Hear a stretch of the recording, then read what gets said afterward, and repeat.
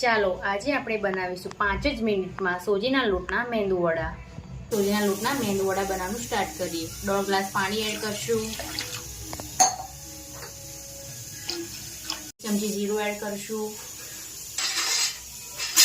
લાલ મરચું એડ કરશું, સ્વાદ અનુસાર મીઠું અને લીલા ધાણા એડ કરીશું। અંદર ચમચી જેટલું તેલ એડ કરીશું। અંદર વાટકી આપણે સોજી એડ કરી લેશું અને સરખી તેને મિક્સ કરી લેશું।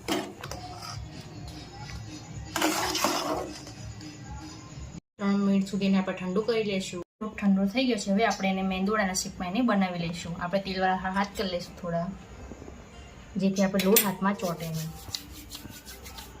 હવે એને આપણે બનાવી લઈશું। આવી રીતને આપણે બધા મેંદુવડા બનાવી લઈશું।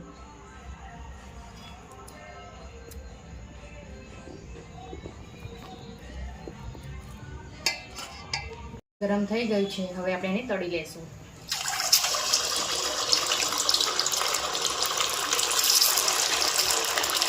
આપણા મેંદુવડા બનીને તૈયાર થઈ ગયા છે, હવે આપણે એક પ્લેટમાં એને કાઢી લઈશું।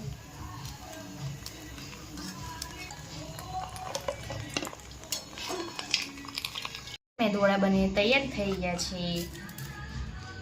જો તમને મારી રેસીપી પસંદ આવી હોય તો મારી ચેનલને સબસ્ક્રાઈબ કરો અને તમારા મિત્રો સાથે શેર કરો।